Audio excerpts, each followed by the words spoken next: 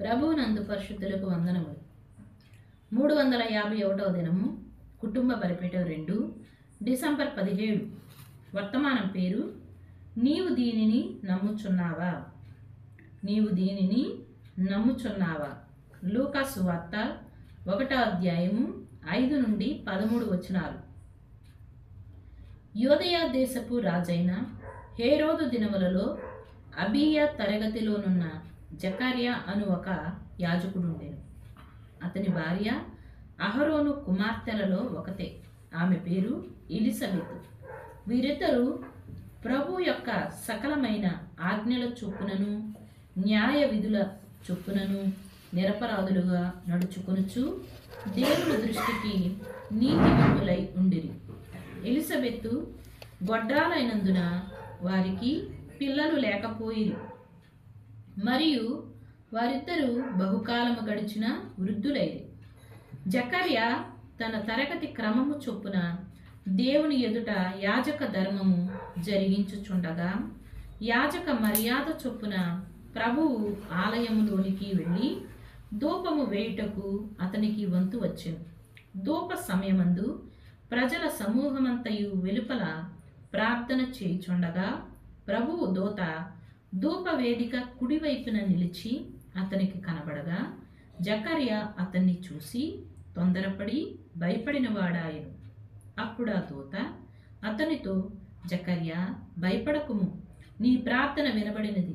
నీ భార్య అయిన ఎలిజబెతు నీకు కుమారుని కనును. అతనికి యోహాను అను పేరు పెట్టుదువు. వర్తమానం పేజీ. మనము బాప్తిసమిచ్చు యోహానును చూచినప్పుడు అతడు చాలా గొప్ప వ్యక్తి. మన వర్తమానములోని కాలంలో యేసు బాప్తిసమిచ్చు యోహాను దగ్గరకు వెళ్ళెను. యూదయ మరియు చుట్టుప్రక్కల ప్రాంతాల వారందరూ అతని మాటలు వినుటకు యోర్దాను దగ్గరకు వచ్చారు. అతడు ఎంత గొప్ప వ్యక్తి! అతడు ముందుగా నిర్ణయించబడినవాడు. అతడు పుట్టక ముందు అతని తండ్రి దేవాలయంలో ఉండెను. ప్రజలు ప్రార్థనలు చేయుచుండగా ధూపము వేయుట అతని విధి. గమనించండి, అతడు భక్తిపరుడు. అది నాకిష్టం, మీకు కాదా?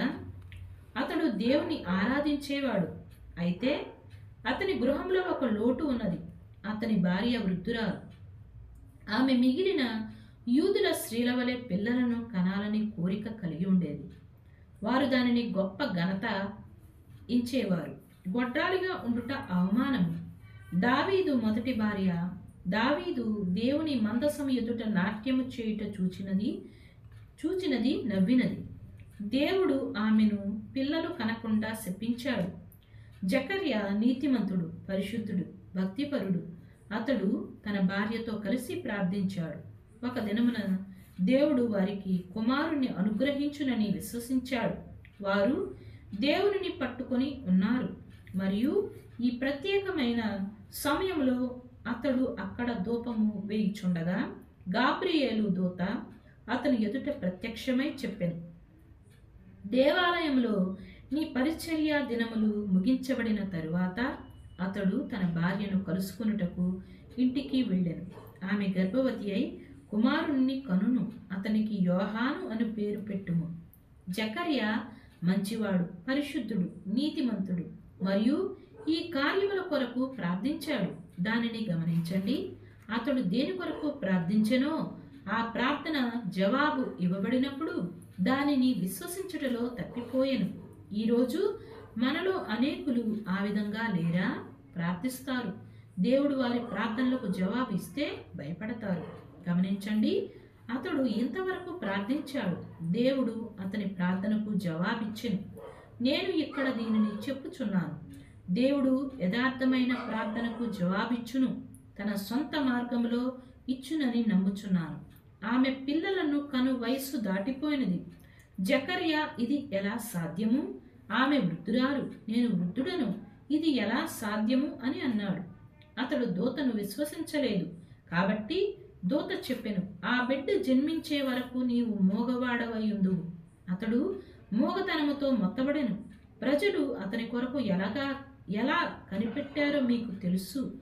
అతడు బయటకు వచ్చినప్పుడు వారిని చూచి చేతి సైగలు చేశాడు. వారు అతడు దూతను కలిశాడని తెలుసుకున్నారు.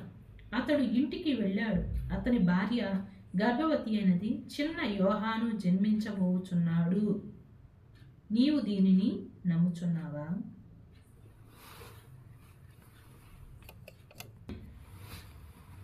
దేవుడి పరిశుద్ధ వాక్యం దీవించబడును గాక.